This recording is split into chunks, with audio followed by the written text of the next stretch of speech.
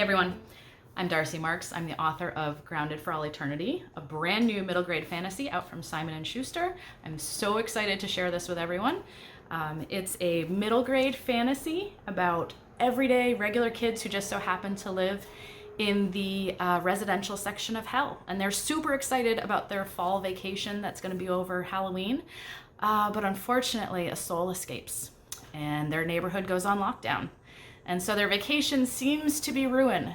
But when they get a moment, they take a moment for adventure and fall through the veil into modern day Salem, Massachusetts, into our world. But they accidentally bring the soul with them.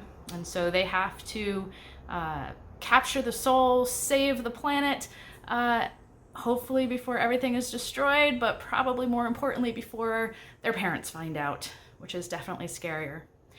So I'm going to read a section from this book, and there is a wonderful sample of the prologue out there from the narrator, Kevin Free, who did the narration for the audiobook.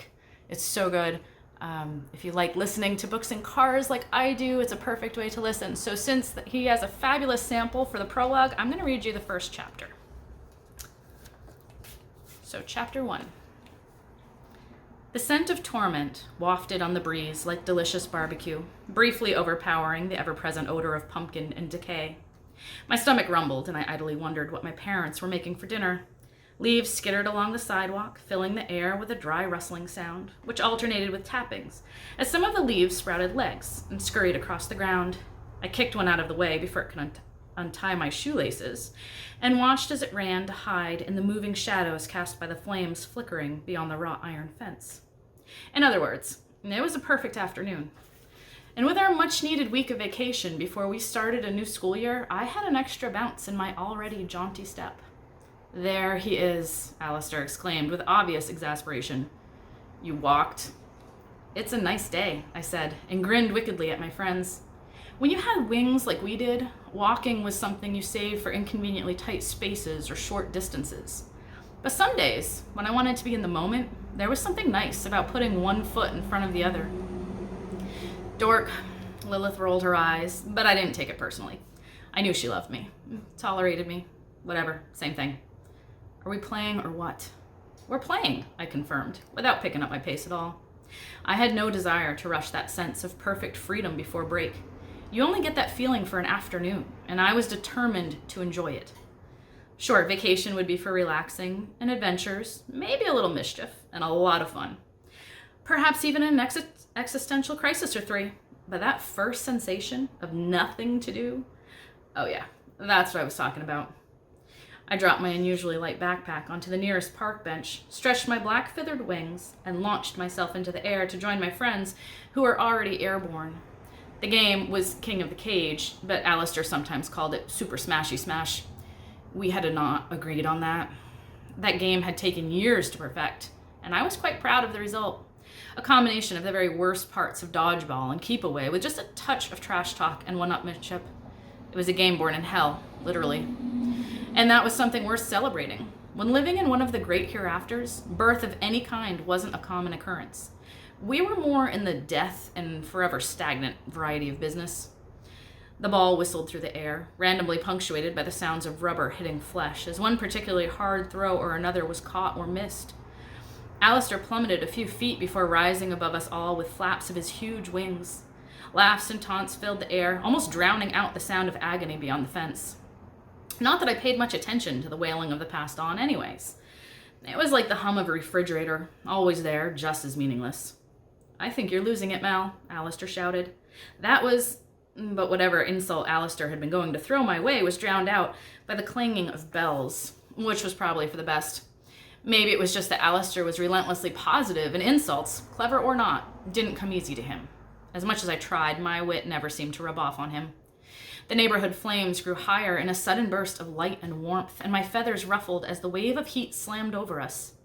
The already enormous fence that surrounded our neighborhood expanded and rose, building upon itself with a mechanical clanking, until the black sky was separated from us by bars, and my gated community became a cage. Escape drill. Sigh. We dove to the ground, but pulled up at the last second so that we touched down lightly on our feet. Then we grabbed our backpacks and jogged to the nearest shelter, jogging less because of the drill and more because the closest shelter happened to be in the basement of the local cafe, Faust's. With the approach of Samhain, the street outside Faust smelled of rosemary and apples as new holiday treats were baked up. The changing recipes were always a sign that time was passing, since the weather here was always the same. The leaves were always a display of oranges, yellows, and reds, and the air always smelled like pumpkins and cinnamon. But outside Faust, rosemary and apples were for Samhain, just like chocolate and honey were for Beltana. We squeezed our way through the traffic jam of loitering bodies at the doorway.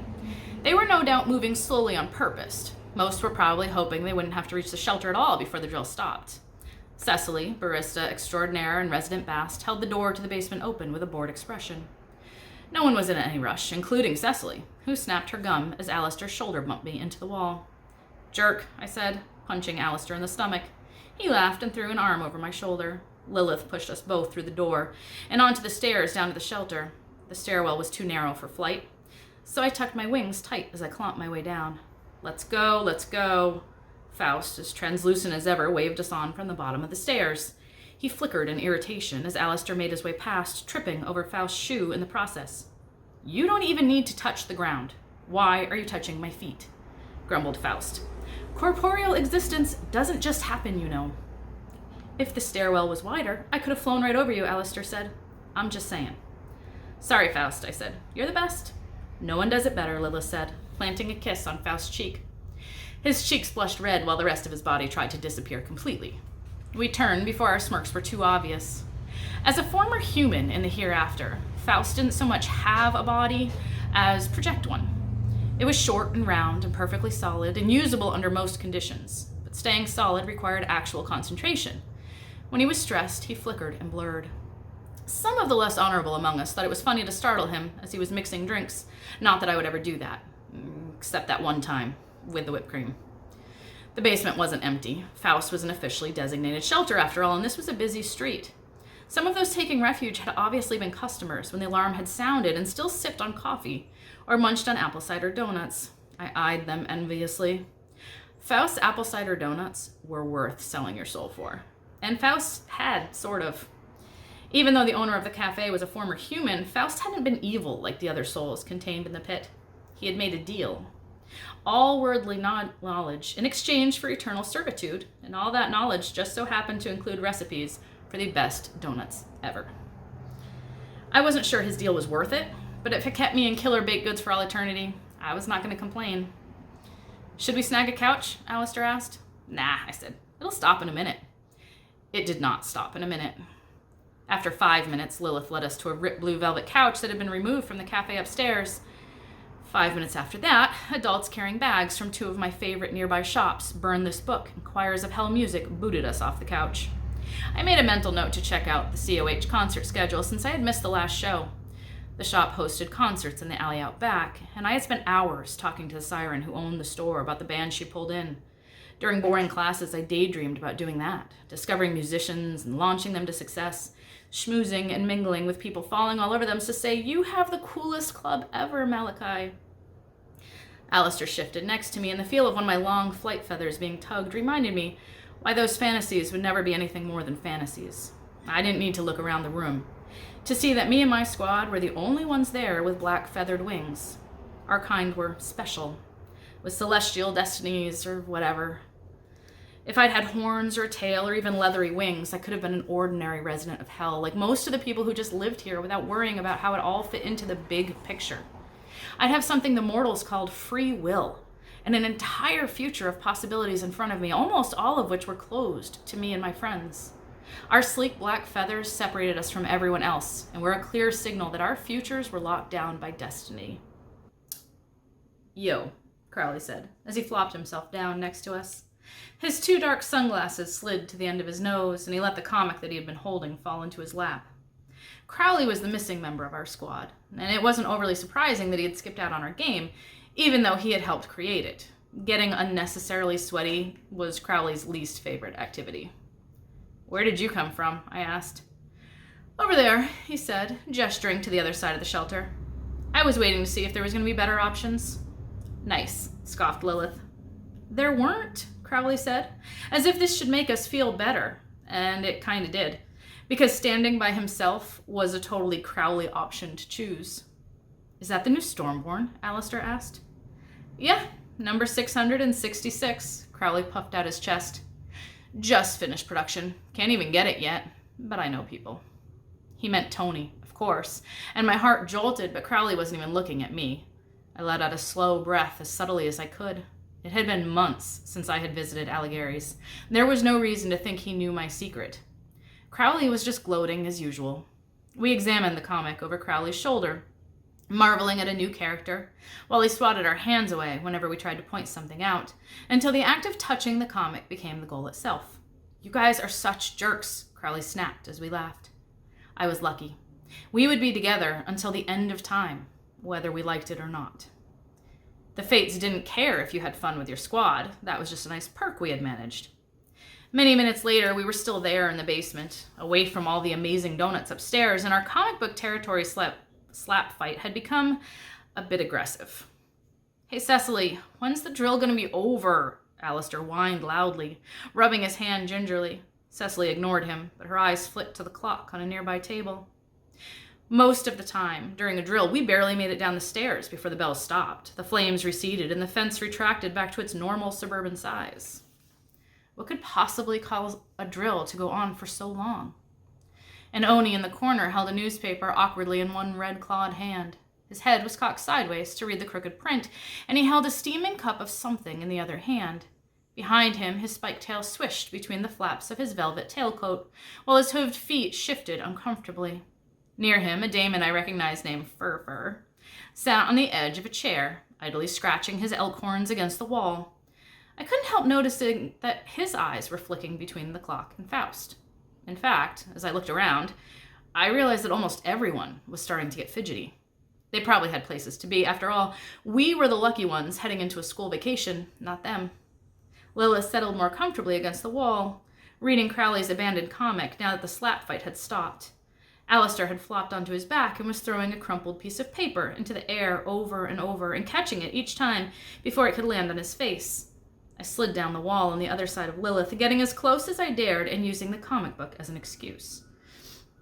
It was a balance. If I was too clumsy and obvious, Lilith would annihilate me. But I wanted to be on her radar. So, I was close enough that I could feel the heat of her leg. I didn't look at her. I looked at the comic book she was holding. Close, but not annoying. It was a dance.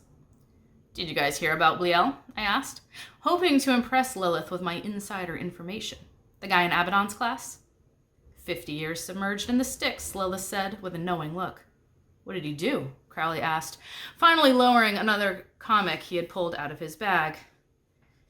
He went after Azael, I said. So, said Alistair. He's been gunning for Azael since Azael started hanging out with that girl Bliel's got a thing for. He waited until Azael's wing was broken, I said significantly. Everyone groaned.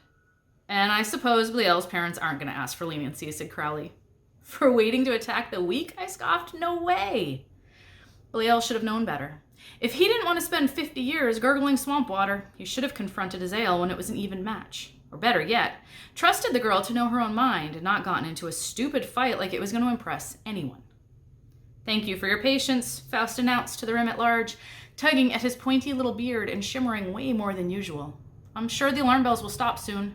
Maybe they're broken, Alistair wondered out loud, sounding completely unconcerned with that possibility. Get real, Lilith scoffed. Hell's bells? I don't even think that's possible. The Oni muttered in his gravelly voice, clearly overhearing us. Rude.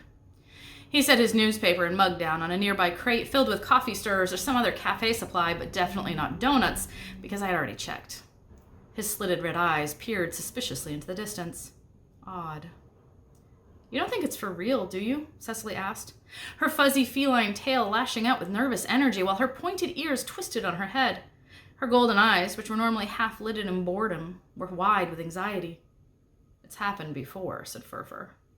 Yeah, but, said Cecily, her voice wavering. No, said Faust, definitely not. For that to happen, it would take an extraordinary breach of security. The noise level increased exponentially as everyone began to speak excitedly. No way, I breathed. I had assumed a glitch or some stupid procedural thing that was taking too long.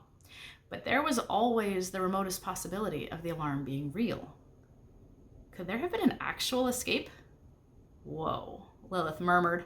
Alistair and Crowley exchanged looks with bright, excited eyes. Smirks and gleeful grins tugged at our mouths. There hasn't been a breakout in a century. Geez, Malachi, Crowley touted. Your high and mighty parents not up to snuff? Did I hear demotion? They were probably too busy covering for your dad's screw-ups, I replied. I heard his spell work went haywire the other day, and the L-man let him have it. L-man, Lilith said. Please, dare you to say that to his face.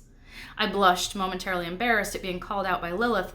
Of course, I would never call Lucifer that to his face. He was an archangel, after all, and the first of us. But if you couldn't talk smack to your friends, who could you talk smack to? And you haven't heard anything, neither one of you, continued Lilith. So maybe we could try not making up stuff just to irritate each other? Because if this is legit, this is bad, guys. Crowley and I mumbled apologies while Alistair grinned. Why is it bad, he asked. Some dinky soul escapes. They'll get it back in no time. Besides, Lilith, souls are weak. I only brushed Faust's foot and he went insubstantial. And he's special. The regular ones can't even do that. They're all wispy nothings. Then why do they look so worried? Lilith countered, gesturing with a nod. Cecily, Faust, and the Oni had huddled together and were deep in conversation with other staff members and several customers. Leathery red wings mingled with horns and tails, but noticeably not black-feathered wings, as the regular residents of Hell discussed the still clanging bells and the possibility of a real jailbreak. Relax, Alistair shrugged. What's the worst thing that could happen? I shot him a glare, though the devilish part of me was thrilled at the possibilities. So that's chapter 1 of Grounded for All Eternity.